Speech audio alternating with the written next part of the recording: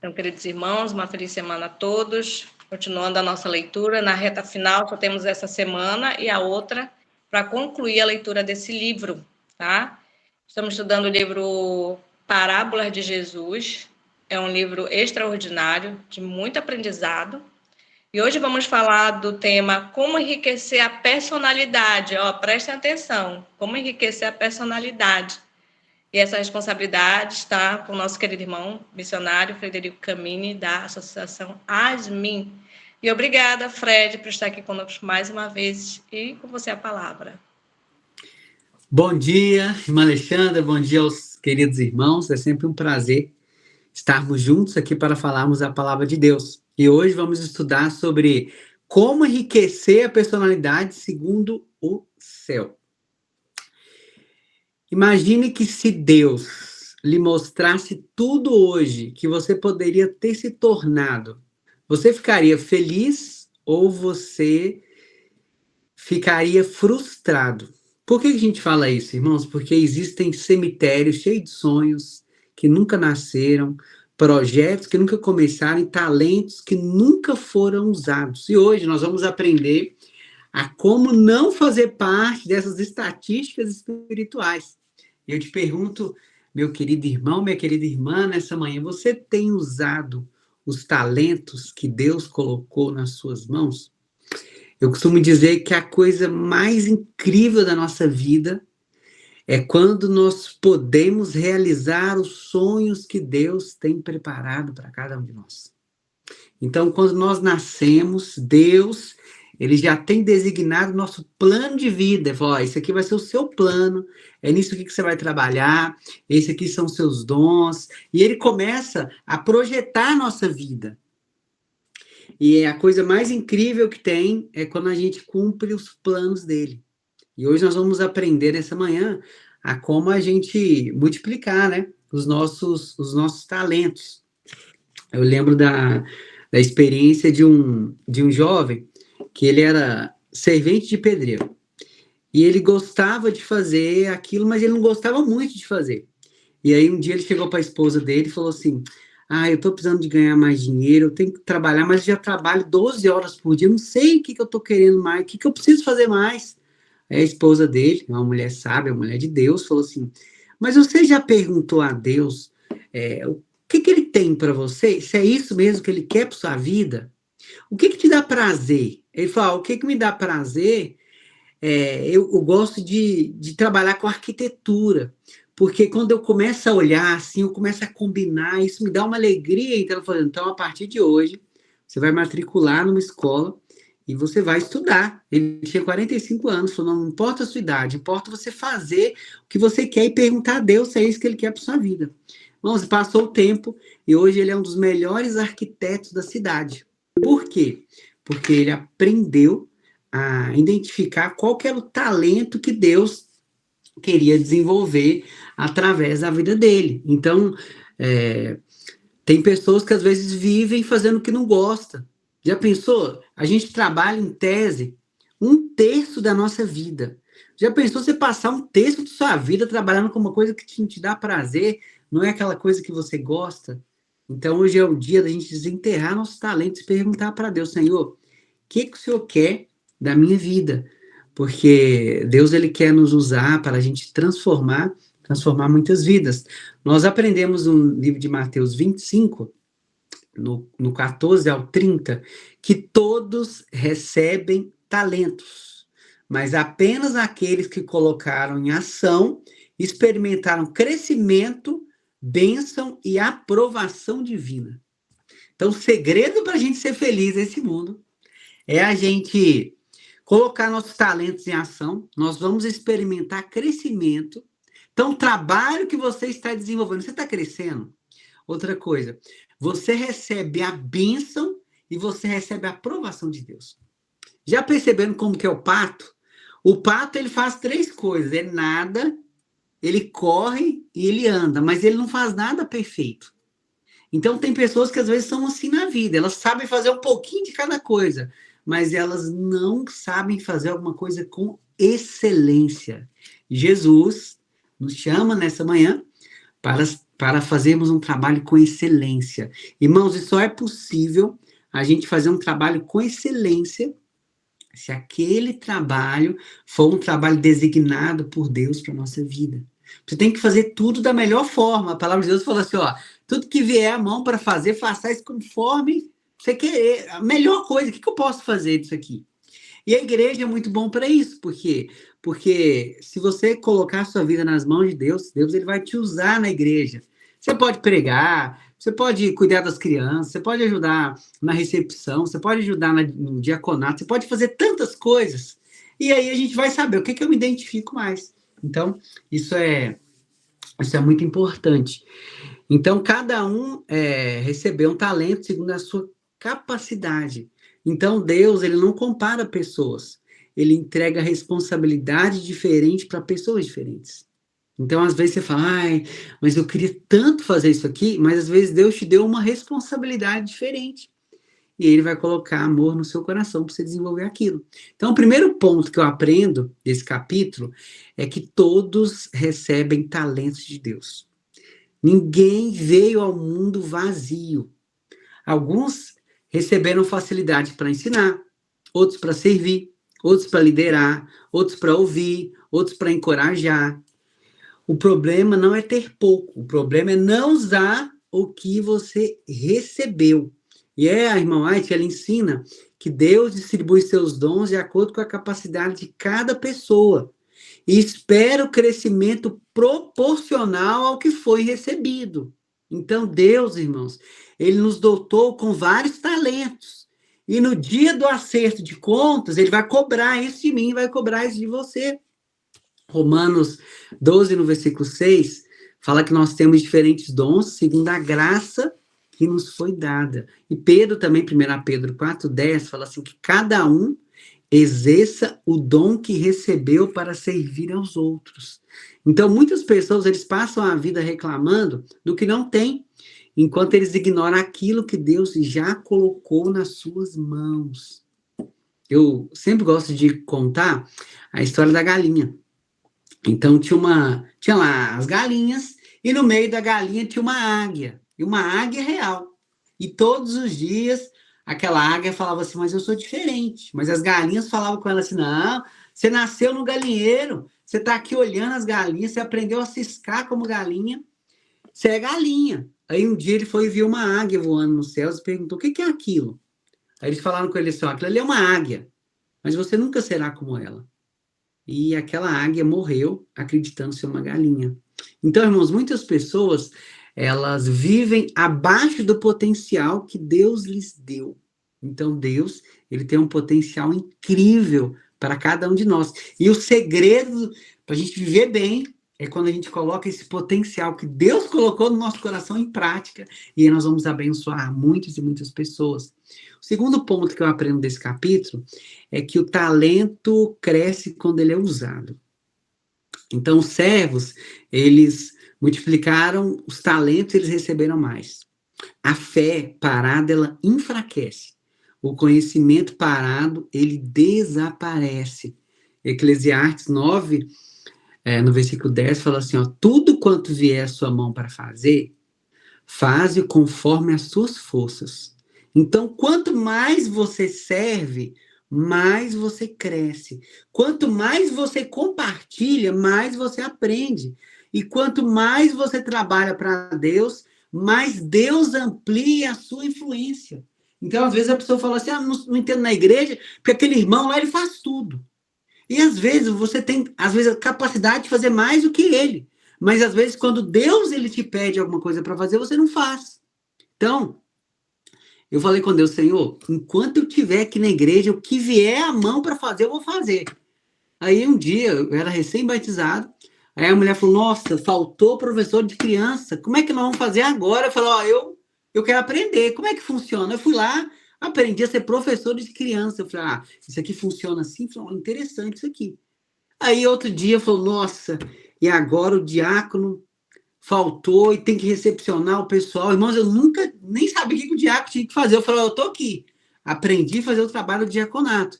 Nossa, a zeladora faltou, tem uns banheiros para lavar. Eu falei, eu tô aqui. Eu falei, Senhor, tudo que o Senhor colocar nas minhas mãos para fazer, eu vou fazer. E aí você vai, o que você é bom para fazer nisso aqui? Eu lembro que quando eu era menor, minha mãe falou assim, ó, todo mundo aqui em casa vai trabalhar. E aí meu pai falou, ó, eu vou ensinar o Fred a pintar. Irmãos, tem uma coisa que eu não levo jeito para pintar. Eu falei, não, eu quero aprender. Aí você tinha que lixar, e toda vez que eu ia lixar, eu ficava tossindo, gripado, resfriado. Aí ele falou, não, agora você vai aprender a pintar. Aí era um feriado, falou, você vai aprender a pintar o portão. E aí todo mundo foi lá, fazer um mutirão para pintar, eu fui lá, esbarrei na tinta, a tinta vazou, tudo não deu para pintar. Ele falou, ó, eu acho que o seu negócio não é muito construção, não, vai aprender outra coisa. Aí eu fui lá, minha mãe falou, ó, vamos ver se o negócio é cozinha. Irmãos, eu me identifiquei tanto com a cozinha, aí chegou uma tia aqui e falou assim, nossa, meu sonho é comer um bolo de cenoura. Eu falei, oi, tia, bolo de cenoura? Como que é isso? Ela fala, eu sei que leva cenoura, leva leite, leva ovo. Eu falei, ah, não, peraí. Eu falei, então cenoura? Irmãos, eu peguei a cenoura lá, fui colocando tudo.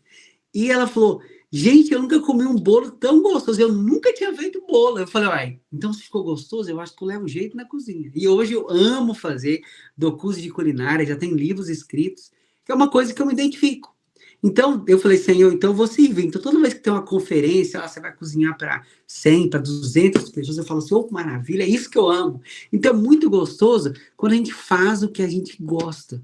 Então, você tem que analisar hoje, nós vamos aprender o que a gente pode fazer para a gente desenvolver o nosso talento. E o terceiro ponto que eu aprendo dessa história é que o maior inimigo nosso é o medo. O medo, ó, o servo do talento, ele não era um ladrão, aquele que recebeu só um. Ele não era rebelde, ele não desperdiçou dinheiro, ele apenas teve medo. Então, infelizmente, muitos sonhos, eles morrem por medo. Medo de quê? Medo de fracassar, medo de crítica, medo de começar. E o medo faz as pessoas enterrarem ministérios, projetos, chamados. E o fracasso, ele não está em tentar e cair, está em nunca e nunca tentar. 2 Timóteo 1,7 fala assim, porque Deus não nos deu espírito de covardia. Então, todas as vezes que você tem medo, você, às vezes, pode ser covarde. E isso pode ser muito complicado. E Deus, ele vai cobrar. E quais são os maiores medos das pessoas? Primeiro, o maior medo do fracasso.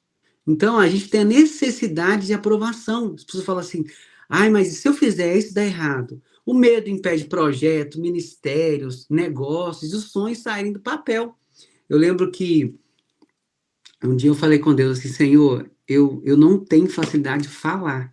Mas o Senhor, se o Senhor quiser, o Senhor pode me dar essa habilidade. Me ajuda, Senhor, por favor. Eu desenvolvi uma palestra, eu falei, as pessoas precisam desenvolver essa palestra. Elas precisam participar dessa palestra. Aí Deus falou assim, então eu vou te usar. Aí eu lembro que na época, até hoje tem a Rádio Itatiaia, que é uma das maiores rádios do país. Eu falei, vou convidar as pessoas. Eu fui lá, irmãos, e marquei uma entrevista na rádio, era um programa mais rico lá em audiência, que era o programa na época do Assir Antão, que era 9 da manhã. Aí eu falei, eu quero dar uma entrevista, eu fui. Irmãos, eu mal sabia falar. Hoje eu tô aprendendo um pouquinho mais. Aí eu fui, cheguei lá, dei a entrevista, falei algumas palavras erradas. Aí uma juíza de direito, uma juíza federal, ela me ligou. Tudo bem, eu falo com o Frederico, eu falei isso mesmo. Ela falou assim, você fala muito mal, você falou essa palavra errada, essa outra palavra. E desligou o telefone. Eu te recomendo que você faça um curso de português. Como você ficaria? Eu confesso que nos primeiros dias eu fui muito mal, mas eu falei, não, se é o que Deus me chamou para fazer, eu vou aprender cada vez mais. E depois eu já voltei outras vezes e eu não deixei que esse medo me travasse. Então, muitas vezes na nossa vida, o medo, às vezes, o que as pessoas vão pensar se você errou? Não, eu errei, agora eu vou fazer melhor ainda. Então, na nossa vida, a gente vai errar. O problema é a gente errar e a gente não tentar. Então, não preocupe com o que as pessoas vão pensar de você. Você tem que preocupar o que Deus vai pensar de você. Porque se você ficar pensando o que o irmão vai pensar, o que o seu parente vai pensar, o que o seu vizinho vai pensar, você não faz nada. E você quer saber de uma coisa, irmãos? Quem geralmente critica é quem não faz. Eu lembro que o primeiro livro que eu lancei, a pessoa, mas esse livro aqui eu encontrei um erro. Eu falei assim, irmão, quantos livros você já escreveu? Ah, não, nunca escrevi nenhum. Falou, então escreve primeiro, depois você vai ver a dificuldade que é para você lançar um livro, para você escrever um livro. Então, se Deus colocou um sonho no seu coração, não se preocupe com o que as pessoas vão pensar de você. Outro medo é o medo da rejeição, é o medo de não ser aceito, de ser criticado, de ser julgado. Então, muitas vezes, uma pessoa deixa de usar os seus dons porque ela está mais preocupada com a opinião das pessoas do que com o chamado que Deus ele tem para ela. Outro medo, medo de não ser suficiente. Ah, mas eu não sou capaz, mas eu não sou estudado, eu não sou inteligente bastante, eu não tenho estudo suficiente. E esse foi um dos motivos que levou os servos de Deus a pensarem assim. Moisés, por exemplo, eu não sei falar. Desculpa, depois ele estava lá falando. Então, medo da mudança. Então, muitas pessoas, elas preferem permanecer em uma situação ruim, mais conhecidos do que enfrentar o desconhecido. Por quê? Porque o crescimento exige sair da zona de conforto. Então, quando eu vou fazer meus atendimentos, a primeira coisa que eu falo com a pessoa, você está feliz? Ai, não estou não. Então, o que te impede? Você gosta de morar no bairro que você mora? Não gosto, não. Então, muda. Você gosta de trabalhar com o que você faz? Ai, não faço, não. Mas você gosta do estudo que você faz? Eu estudo isso porque meu pai pediu. É porque minha mãe era o sonho da minha mãe, era o sonho do meu filho. Então, quantos pais, às vezes, sonham que o filho faça um estudo, aí o filho fica lá na faculdade estudando, depois o filho muda de rumo, porque isso não era o chamado de Deus para ele. Então, irmãos, papais, vocês que estão aqui nos ouvindo, Deus tem um chamado para cada um. Então, não tente, às vezes, colocar uma carga sobre o filho de vocês, que às vezes é o seu sonho, mas às vezes não é o sonho dele. Então, a gente vê muitos problemas com relação a isso. Então, cada um tem que falar, o que eu vou fazer, Senhor? O que o Senhor quer de mim? E hoje é o dia de você mudar. Hoje é o dia de você colocar no papel, falar, peraí, eu estou cumprindo os planos de Deus para minha vida? Eu estou feliz? Eu estou ganhando tanto dinheiro que eu estou precisando? Eu estou realmente prosperando? Porque às vezes tem pessoa que está igual pato. Ele faz uma coisa, mas não faz nada com excelência. E quando você faz uma coisa com excelência, os recursos aparecem. Então, se eu falo para alguém hoje, que às vezes está com dificuldade financeira, hoje é o dia de você falar assim, Senhor, peraí, eu estou trabalhando, não vejo resultado, porque às vezes está numa área que Deus não quer que você esteja. Então, hoje é o dia de você clamar, de você jejuar. Jejua, Senhor, eu quero descobrir meu propósito, eu quero desenvolver meu talento. E às vezes Deus ele quer que você desenvolva mais longe dos seus parentes, às vezes vai ter que mudar de cidade, às vezes vai ter que mudar de estado, às vezes mudar de país. Ele quer tirar da sua zona de conforto. Para quê? Para que o nome dele seja glorificado sobre a sua vida. E eu aprendo também, nessa parábola, que nós estamos aqui com um objetivo. E o nosso objetivo aqui é desenvolver o nosso caráter, para quando Cristo voltar e nos dar um abraço, falar assim, ó, muito bom servo fiel. Eu te dei que as habilidades e você desenvolveu, irmãos. E a nossa maior habilidade que nós devemos ter é de ganhar almas. Então, seu trabalho tem que canalizar frutos para a glória do Senhor. Não importa se você vai ser vendedor, não importa se você vai ser um empresário, não importa se você vai trabalhar onde que for. Esse trabalho, você vai falar assim, Senhor, coloque pessoas no meu caminho para que eu possa levar o evangelho. E Deus, ele quer fazer isso hoje através da sua vida. O caráter ele é desenvolvido no serviço.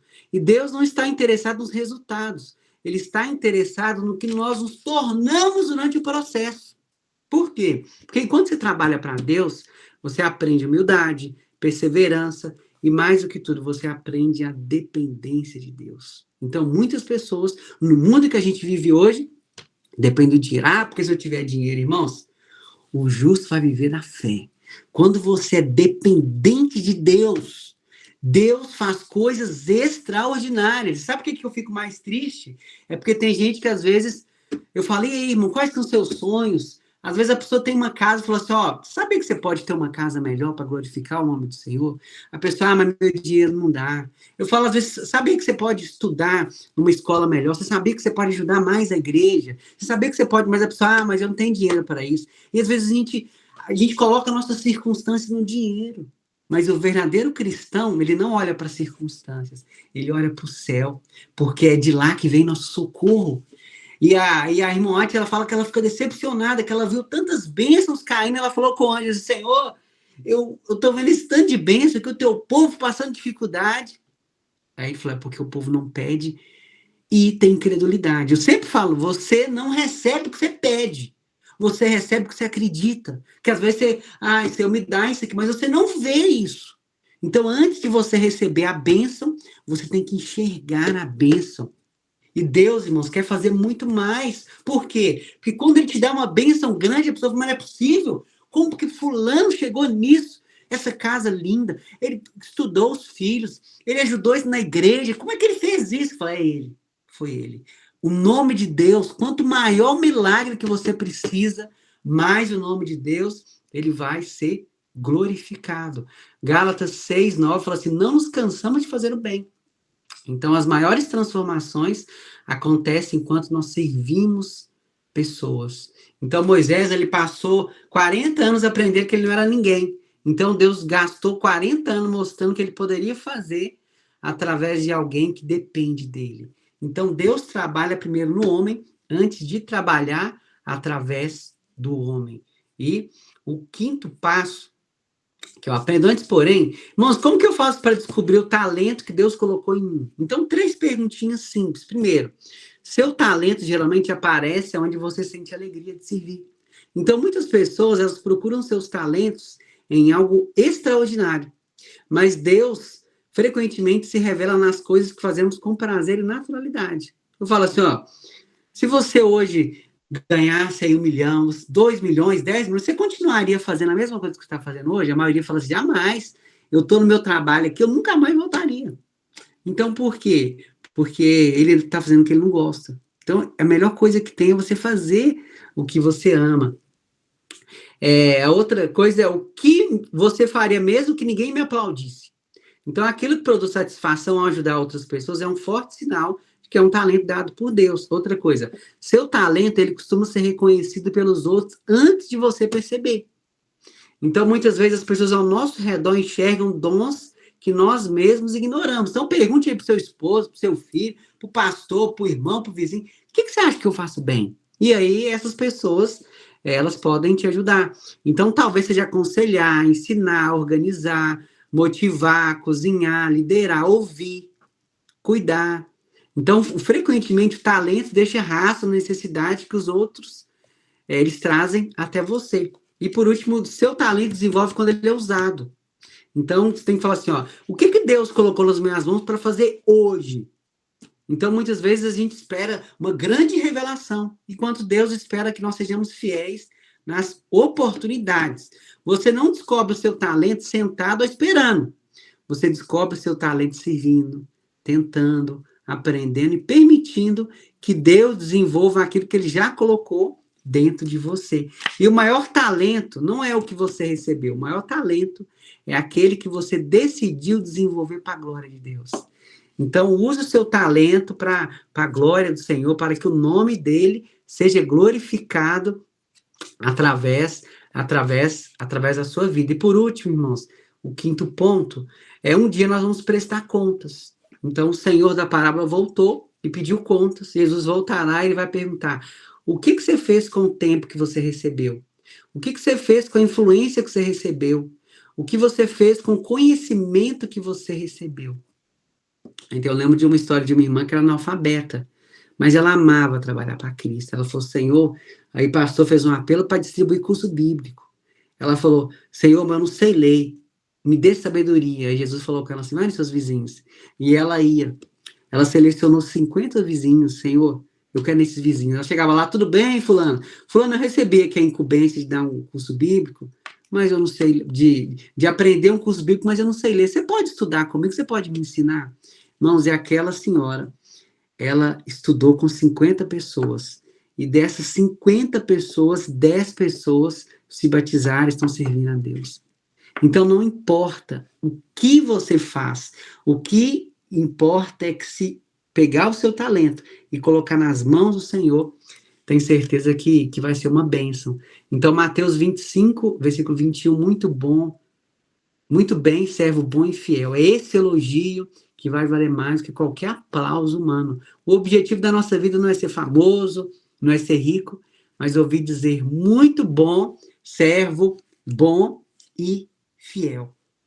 Então, meu desejo para cada um dos irmãos que estão aqui nessa manhã é que Deus possa te revelar qual que é o talento que você precisa desenvolver.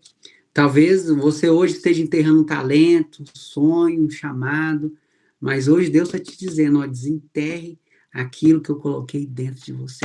Eu tenho certeza que quando isso acontecer, nós seremos pessoas melhores e o nome de Cristo vai ser glorificado através da nossa vida. E é esse sonho que eu quero que Deus realize na sua vida também. Que Deus abençoe grandemente a nossa semana. Amém. Amém. Louvado seja Deus. Louvado seja Deus.